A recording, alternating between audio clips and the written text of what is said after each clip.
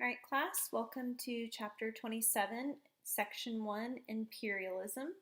We are going to be covering Section 1 today, which is about the Scramble for Africa. So let's set the stage. Industrialization has changed the world forever. Many nations have become rich and wealthy, and now they want to have as many resources and supplies as they can in order to fuel their production. Once they had utilized the resources in their countries, they began to look to the rest of the world for their resources and also for new places in which to sell their products. Many nations began to start looking towards Africa as a source of raw materials and as a place to sell their products. Some of these strong European industrialized countries began to seize huge parts of Africa for their own gains. These stronger industrialized countries dominated the political, economic, and social life within these weaker countries. So let's talk about Africa prior to the Europeans moving in on their territory.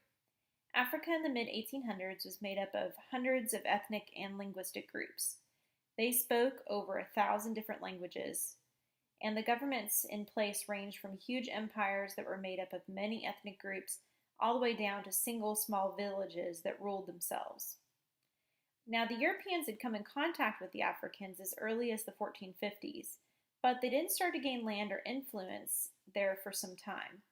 There were powerful African armies in place that kept the ambition of the Europeans in check, and they mostly left Africa alone for around 400 years. But around 1880, European at this point had only had a small amount of land, and it was mostly on the coast. One of the reasons for this is it was nearly impossible for Europeans to travel into the interior of Africa. They struggled to navigate the huge African rivers, which were wild, and they were even wild for the people that lived there, let alone people who were unfamiliar with it. Once steam power became widespread, they were finally able to use those huge steamboats to travel into Africa using the waterways, and this allowed them to start sending expeditions into Africa. But they also had to combat diseases they were unfamiliar with.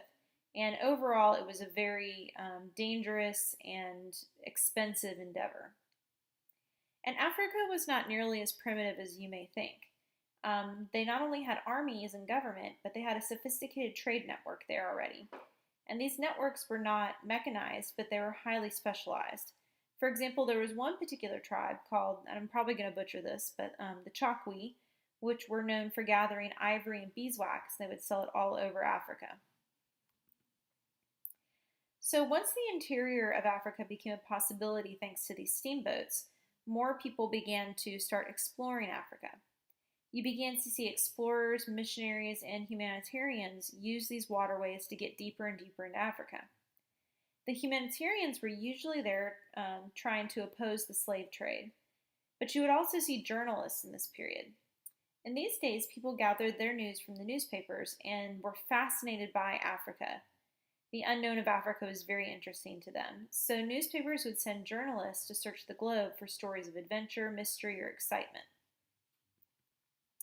In the late 1860s, one specific case of this happening, a man named David Livingstone, who was a Scottish missionary, traveled deep into Central Africa with a group of Africans with the plan of spreading Christianity.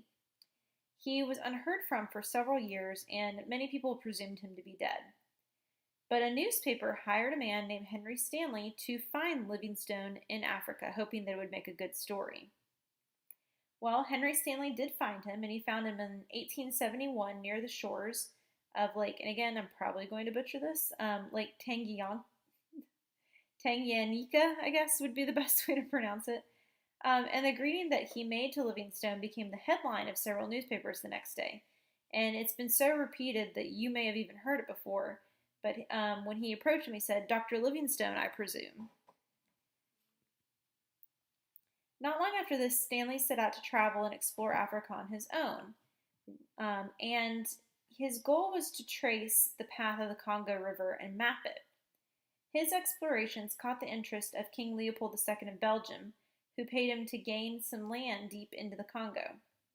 So between 1879 and 1882, Stanley went around this area and signed treaties with the local chiefs of the Congo River Valley that gave the king control over these lands.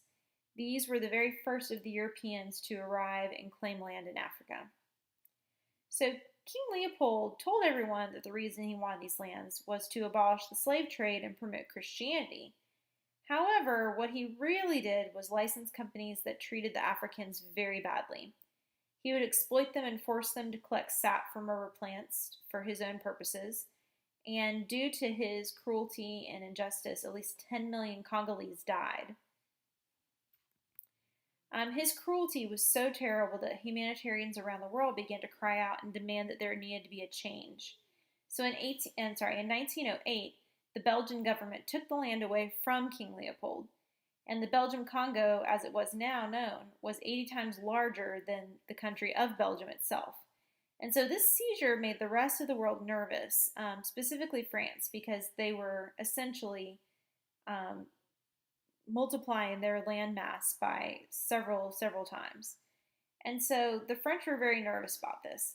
Earlier in 1882, the French had negotiated and signed a treaty that gave them the north bank of the Congo River. And they were not the only ones trying to get into the party in Africa. Soon, Britain, Germany, Italy, Portugal, and Spain were all claiming their own pieces of Africa. So as we previously discussed, most of the countries seeking land in Africa were seeking it for a number of reasons. One big reason was the desire to find new raw materials and new markets to sell their products. But this drive for money and commerce was not the only force at action. This race also grew out of a strong sense of nationalism that was growing in Europe. Europeans in general were feeling quite pleased with themselves, and they saw the creation and maintenance of an empire as a great source of pride. And each country was determined to have the largest slice that they could. So many of these Europeans believed that they as a people were better than others. So this was a prime example of racism at its finest. Racism at its core is the belief that one race is superior to another. This attitude was a reflection of the theory of social Darwinism. Social Darwinism was a social theory of the time, and in this theory, the ideas about evolution and natural selection proposed by Charles Darwin were then applied to human society. This theory taught that those who were the fittest for survival enjoyed more wealth and access and money and were superior to others. And according to this theory, the non-Europeans were considered to be on a lower scale of culture and physical development because they had not made the advances that European society had made.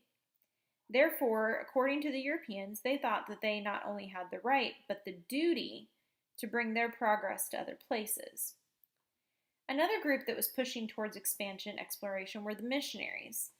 These missionaries were working hard to convert the peoples of Asia, Africa, and the Pacific Islands to Christianity. And many missionaries were abolitionists and believed that bringing European rule to Africa and other areas was the best way to end the evils of slavery. And they also thought that it was their duty to civilize and westernize all these lands. So once the Europeans came to Africa, each of them searching for their slice of the pie, how were they able to take such complete control over this area? Well, one of the reasons was that they had technological superiority. The Maxim gun was invented in 1884, and it was the world's first automatic machine gun. And this spread like wildfire throughout Europe. And the Europeans took it to Africa where they used it. And they had them first, and so the Africans were forced to rely on their outdated methods, which did not go well for them. Also, European countries had the means to control their empire through communications. The steam engine allowed Europeans to travel easily on the African rivers and establish bases of control deep into the inlands. And these allowed for tight communications and trade between the empire and their colony. One issue that may have prevented the Europeans from moving inland was the fact that they were still highly susceptible to the diseases in Africa, specifically malaria. However, in 1829, the drug quinine was invented, and now the Europeans didn't have to be worried about malaria. Lastly, thanks to a huge variety in culture and language all across Africa, there was not a huge amount of unity or nationalism felt by the peoples of Africa. And while they may have been able to resist, despite all the advantages the Europeans had, if they had been able to band together, their differences kept them separated and disunified. And the Europeans soon learned this about them, and they would play the tribes and people against each other to their own advantage.